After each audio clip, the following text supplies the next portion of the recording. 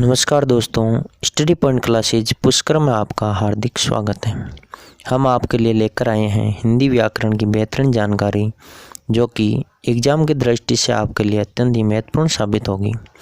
अगर आपको ये वीडियो पसंद आए तो हमारे चैनल को लाइक, शेयर एंड सब्सक्राइब करें तथा साथ ही बेल आइकन पर क्लिक करना ना भूलें, ताकि हमारे नए वीडियो के अपडेट्स आपको सबसे पहले मिल सकें। तो चलिए शुरू करते हैं आज का ये वीडियो। नमस्कार दोस्तों, स्टडी पॉइंट क्लासेज पुष्कर में आपका स्वागत है। आज हम नया टॉपिक शुरू करने जा रहे हैं और उस टॉपिक का नाम है संधि। तो आज हम संधि प्रकरण को पढ़ेंगे और संधि प्रकरण को विस्तार से समझने की कोशिश करेंगे। तो सबसे पहले संधि पढ़ना शुरू करने से पहले हमें संधि के बारे में संक्षिप्त जानकारी होना जरूरी है, यानी कि संधि का अर्थ क्या है, संधि की परिभाषा क्या है और संधि के कितने प्रकार हैं। तो हम आज सबसे पहले संधि का अर्थ देखेंगे। तो चलिए शुरू करते हैं आज का ये वीडियो। तो सबसे पहले हम देखेंगे संधि का अर्थ। शब्दों व शब्दांशों के आपस में मिलने को संधि तथा अलग होने को विग्रह कहते हैं। यानी कि कोई शब्द या शब्दांश, शब्द का मतलब कोई पूर्ण अर्थ प्रकट करने वाला शब्द हो, जैसे कि राम, या फिर शब्द है देव, तो ये पूरा शब्द है। या फिर शब्दांश, शब्द का आधा अंश, राम देव है, और जैसे कि आल्य शब्द है, आलय, तो ये हो गया देवधन आलय का देवालय। ये शब्दों का आपस में मिलन है। और अगर ये मान लिया जाए कि ने शब्द यहाँ पर आया हुआ है, तो यहाँ पर ये शब्द नहीं है, और ये शब्द जब किसी में मिलेगा, शब्द या शब्दांश में, तो ये शब्दांश ही कहलाएगा। तो इसको हम आगे और उदाहरण द्वारा समझेंगे। सबसे पहले हमें ये ध्यान रखना जरूरी है कि जो शब्द है वो शब्द पूर्ण अर्थ प्रकट करता है। शब्दांश उसी शब्द का एक अंश होता है कि आपस में मिलने को संधि, जब ये आपस में मिलते हैं तो इसको हम संधि कहते हैं। संधि का अर्थ होता है मिलना, तथा अलग होने को विग्रह कहते हैं। और जब शब्दांश अलग होते हैं तो इसे हम विग्रह कहते हैं। तो जब शब्द मिलेंगे तो वो संधि कहलाएगी, और जब ये शब्द अलग होंगे तो वो विग्रह कहलाएगा। तो ये अर्थ हो गया। तो संधि का अर्थ होता है मिलना। तो मिलने को संधि और अलग होने को विग्रह कहते हैं। आगे देखेंगे संधि का महत्व क्या है। जब दो शब्दों अथवा शब्दांशों का मेल होने पर, जब दो शब्दों या शब्दांशों का मेल होता है और प्रथम शब्द की अंतिम ध्वनि, जो प्रथम शब्द की जो अंतिम ध्वनि है, तथा दूसरे शब्द की प्रथम ध्वनि, दूसरा शब्द की प्रथम ध्वनि, जैसे कि हमने यहाँ पर पहले देखा था, जैसे शब्द है देव, और देव जो ये वे है, इसकी अंतिम ध्वनि, और दूसरा शब्द यानी कि जो ये शब्द है आलय, आलय की प्रथम ध्वनि, आलय की प्रथम ध्वनि, वे की यहाँ देव में अंतिम ध्वनि और आ की प्रथम ध्वनि। शब्द की प्रथम ध्वनि में ध्वनि परिवर्तन हो जाता है। जैसे ए इसमें से निकलेगा और आ इसमें से निकलेगा, दोनों मिलकर के आ बनेगा, तो इसको ध्वनि परिवर्तन कहते हैं, हो जाता है। और इससे उन शब्दों की संरचना में उच्चारण एवं लेखन दोनों ही स्तरों पर अपने मूल स्वरूप से भिन्नता आ जाती है। जो मूल स्वरूप होता है उसमें उच्चारण के आधार पर लेखन के आधार पर और मूल स्वरूप के आधार पर उसमें भिन्नता आ जाती है, यानी वो अलग शब्द बन जाता है, नया शब्द बन जाता है। फलस्वरूप पूर्णतः नए शब्द का निर्माण होता है। जब इसमें ये भिन्नता आ जाती है उच्चारण के आधार पर, लेखन के आधार पर और मूल स्वरूप के आधार पर, तो वो नया शब्द बन जाता है। फलस्वरूप नए शब्द का निर्माण होता है। अतः शब्दों के ऐसे मेल से परिचित होने के लिए संधि का ज्ञान आवश्यक है।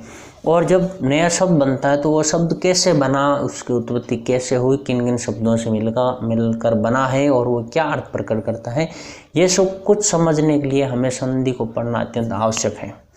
तो संधि का हमने अर्थ देख लिया और फिर संधि हम क्यों पढ़ रहे हैं, संधि पढ़ने का कारण क्या है, संधि का महत्व क्या है, या हमें संधि पढ़ने की जरूरत क्यों पड़ती है, इसके बारे में हमने चर्चा की। तो संधि नए शब्दों की पहचान के लिए जरूरी है और उनका अर्थ जानने के लिए भी जरूरी है, शब्दों के शुद्धिकरण के लिए भी जरूरी है।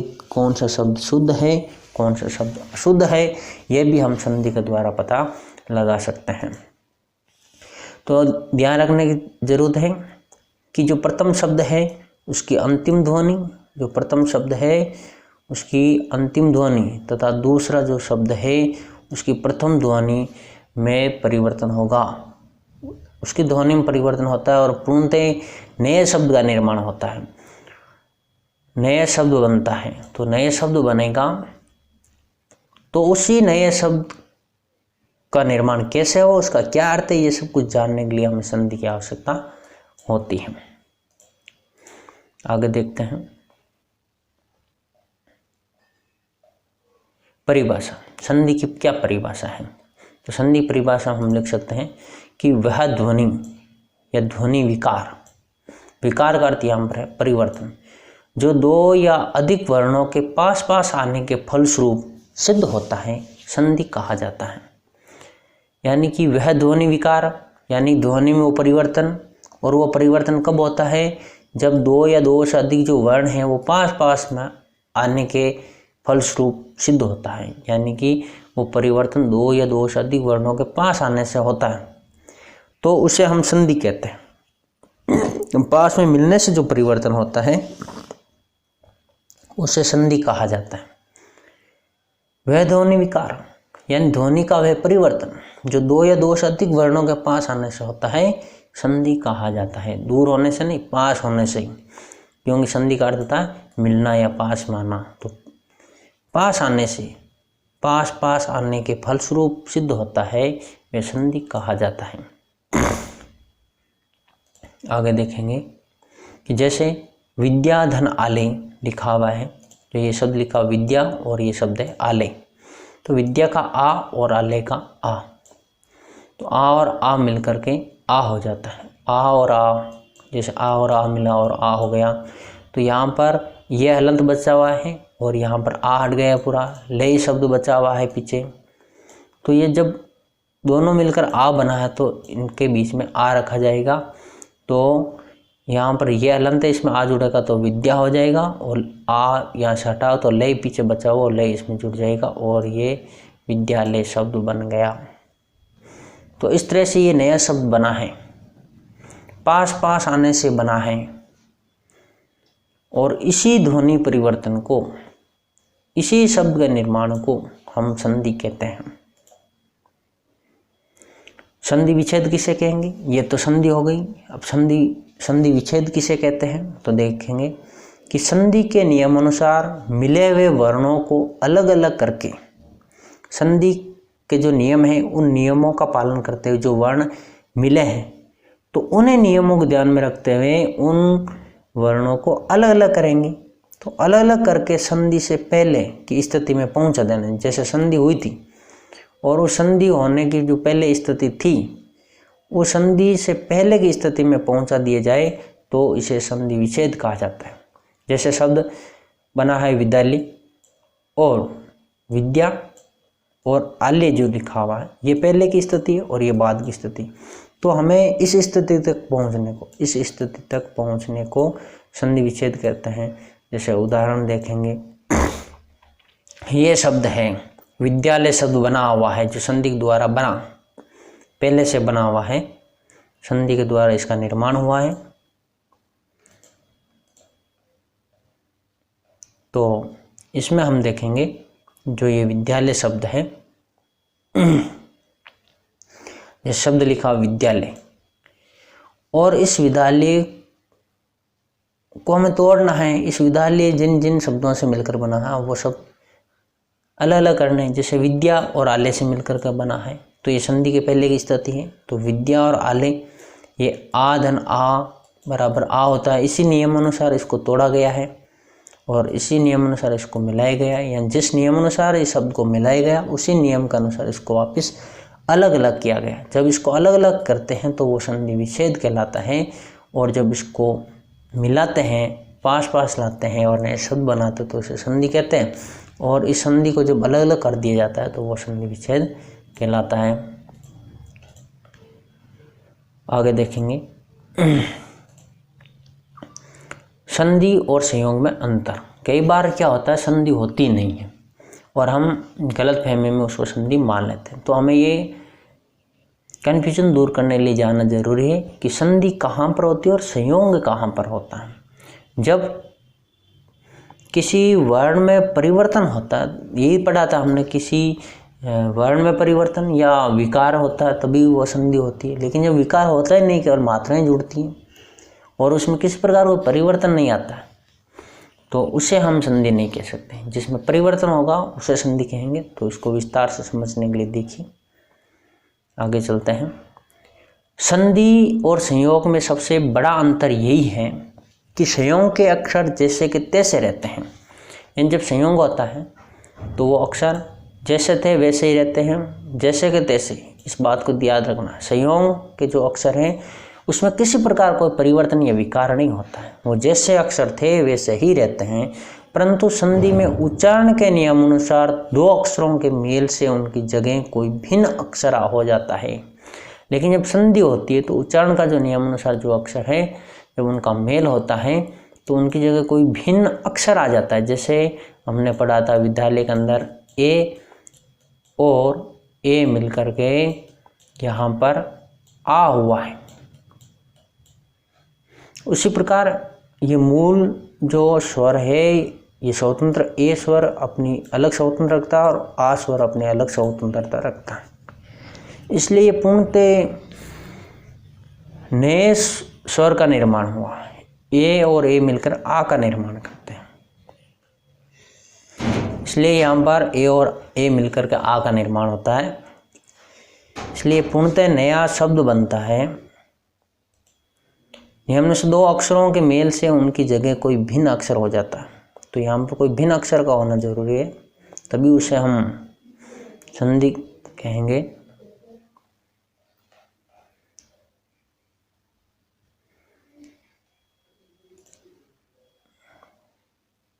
आगे देखेंगे संधि परिभाषा विच्छेद हम देख चुके हैं। संधि का संयोग और संधि में अंतर देख रहे थे। तो यहाँ पर जो मेल है उनकी जगह कोई भिन्न अक्षर का होना जरूरी होता है। आगे देखेंगे संयोग में वर्णों का मेल होता है लेकिन ध्वनि परिवर्तन नहीं होता। जब संयोग होता है तो वर्णों का मेल होता है लेकिन ध्वनि परिवर्तन नहीं होता है। संयोग में वर्णों का तो मेल हो जाता है, लेकिन वर्णों का मेल होता है लेकिन ध्वनि परिवर्तन नहीं होता। जब तक ध्वनि परिवर्तन नहीं होगा तब तक संधि नहीं हो सकती। यहाँ पर ये याद रखना बहुत आवश्यक है, जब तक ध्वनि परिवर्तन नहीं तब तक संधि नहीं। केवल मेल से संधि नहीं होती, संयोग होता है। जब तक ध्वनि परिवर्तन नहीं होगा तब तक संधि नहीं हो सकती।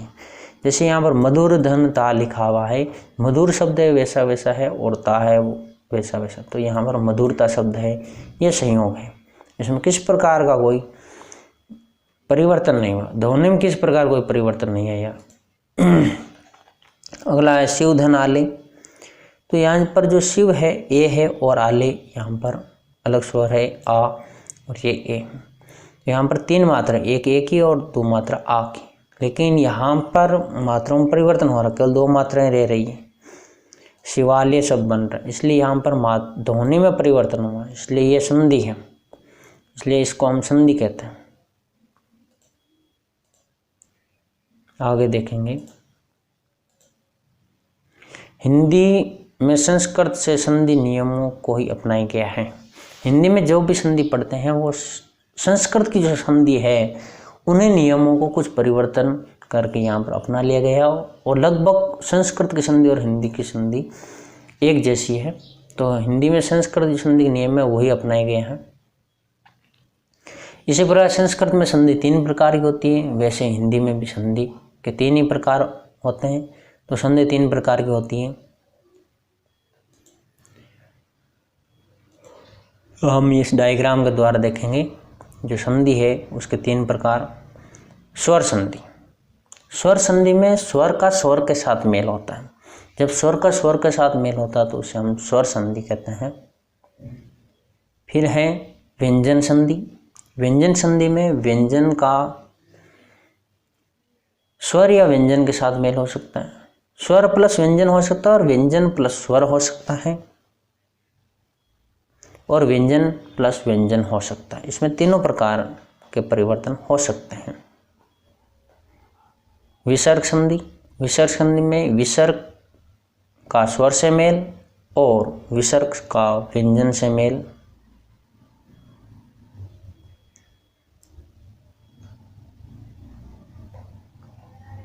तो यहाँ पर हम देख रहे हैं तो ये जो संधि है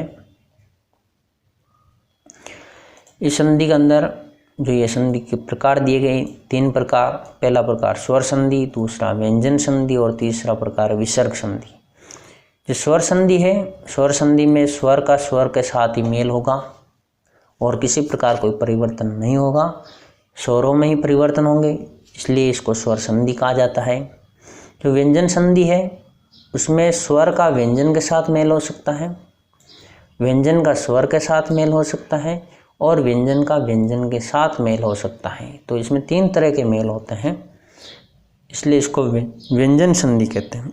इसमें परिवर्तन स्वर में होता है इसलिए इसको स्वर संधि। व्यंजन संधि में परिवर्तन व्यंजनों में होता है इसलिए इसको व्यंजन संधि कहते हैं। और विसर्ग संधि में परिवर्तन विसर्ग में होता है इसलिए इसको विसर्ग संधि कहते हैं। तो जो परिवर्तन होता है उस परिवर्तन के नाम पर उस संधि का नाम रखा गया है। जब स्वर में परिवर्तन होगा तो वह स्वर संधि और जब व्यंजन में परिवर्तन होगा तो वे व्यंजन संधि। परिवर्तन के स्वरूप अलग अलग हो सकते हैं, जैसे व्यंजन संधि परिवर्तन होने के स्वरूप 3 हैं, विसर्ग संधि में परिवर्तन होने के स्वरूप 2 है, जैसे विसर्ग का स्वर से मेल और विसर्ग का व्यंजन से मेल। लेकिन परिवर्तन केवल विसर्ग में होगा तो विसर्ग संधि होगी, व्यंजन संधि में परिवर्तन केवल व्यंजन का होगा, व्यंजन संधि होगी। आगे देखेंगे संधि और संयोग में जो अंतर है वो हमने पढ़ लिया। उसके बाद संधि के 3 प्रकार हमने पढ़े हैं। आगे चलते हैं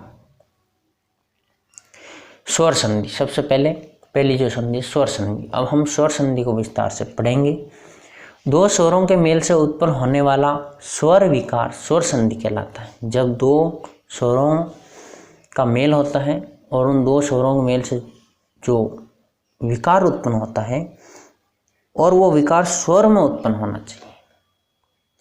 लिखा हुआ है 2 स्वरों का मेल और उस मेल का परिणाम क्या है? स्वर विकार।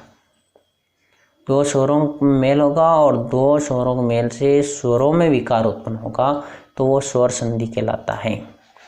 2 स्वरों का मेल और 2 स्वरों के मेल के परिणाम स्वरूप स्वरों में विकार, तो वो स्वर संधि कहलाएगा।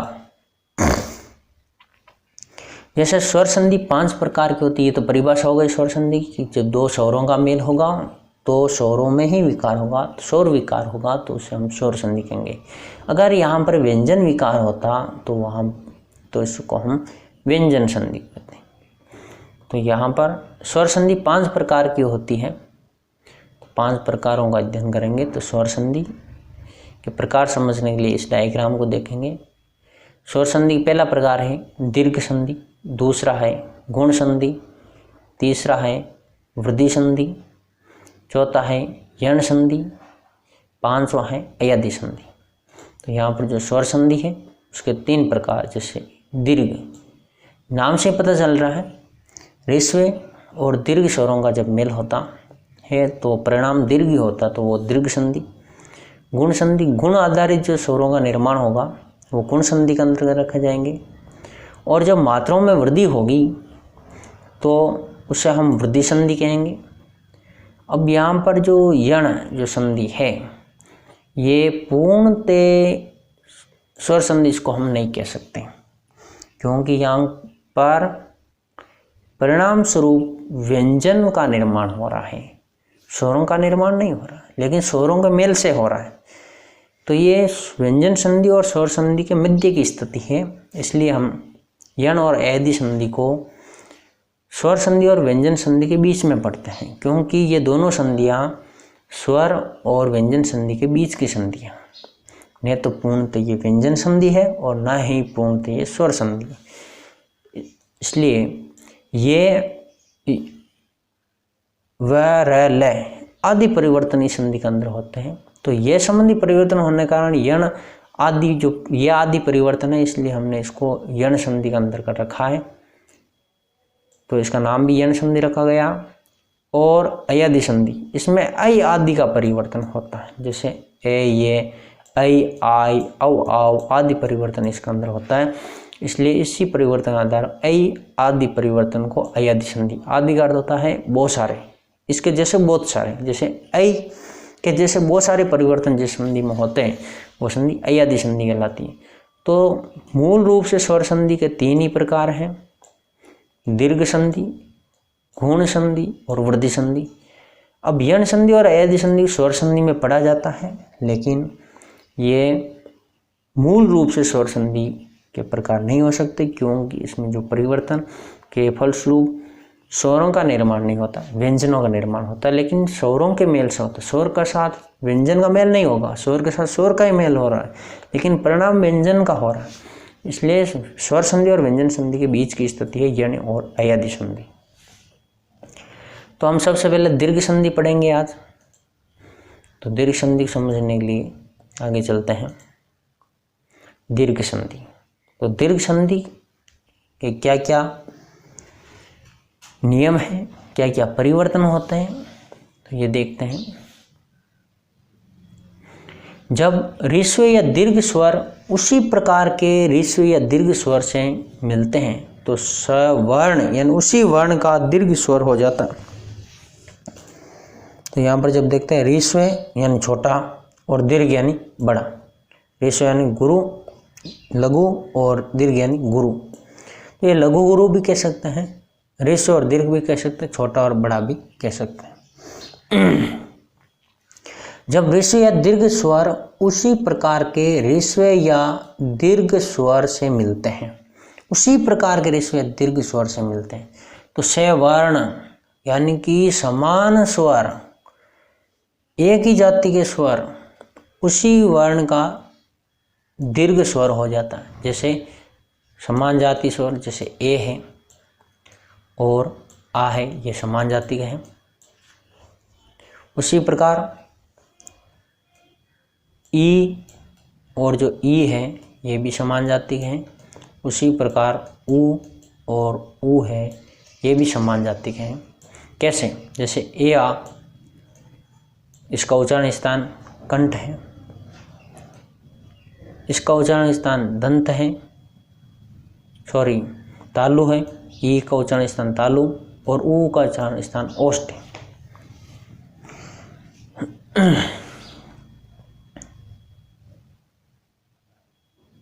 तो यहाँ पर जो ए है तो ये आपके कंठों से उच्चारित होते हैं, इसलिए एक जाति हो गई। ये तालु से उच्चारित होते हैं, इसलिए इनकी एक जाति हो गई। ये ओष्ठ से उच्चारित होते हैं, इनकी जाति एक हो गई।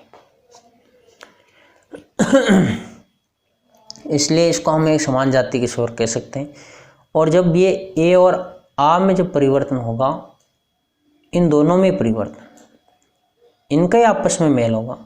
और ई का मेल हो तो ई का ही मेल होगा, और ऊ का मेल हो तो ऊ का ही मेल होगा।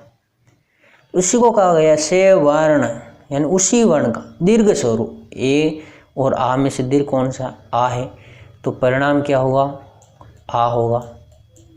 चाहे ये दोनों स्वर कैसे ही मिले। ई और ई में दीर्घ कौन सा है? दीर्घ ई है, तो परिणाम क्या होगा, ई ही होगा। ऊ और ऊ के अंदर दीर्घ कौन सा है, ऊ है, तो परिणाम क्या होगा, ऊ ही होगा। तो ये कैसे भी मिले आपस में ए या आ तो परिणाम आई होगा। ई और ई कैसे भी मिले तो परिणाम ई होगा। ऊ और ऊ कैसे भी मिले तो परिणाम ऊ ही होगा। तो दीर्घ स्वर होता है, दीर्घ स्वर इसमें आ, ई और ऊ है तो परिणाम ये होता है, तो उसे हम दीर्घ संधि कहते हैं। जैसे ऋस्व या दीर्घ स्वर, उसी वर्ण का ऋस्व या दीर्घ स्वर तो उसी वर्ण का दीर्घ स्वर बन जाता है। जैसे यहाँ पर सूत्र लिखा हुआ है, अगर ए या आ है, दोनों में से कोई भी हो, और इधर ए या आ है, ये भी दोनों में से कोई भी हो, तो परिणाम आई होता है। उसी प्रकार ई या ई है, इधर भी ई या ई है, चाहे ई रिस छोटी है चाहे बड़ी है, तो परिणाम दीर्घ ई होगा। उसी प्रकार ऊ या ऊ है, ऊ या ऊ है, तो परिणाम ऊ ही होगा। तो इस संधि की पहचान क्या हो सकती है, पहचान है शब्द के दूसरे या तीसरे व्यंजन पर आ, ई, ऊ की मात्रा होगी।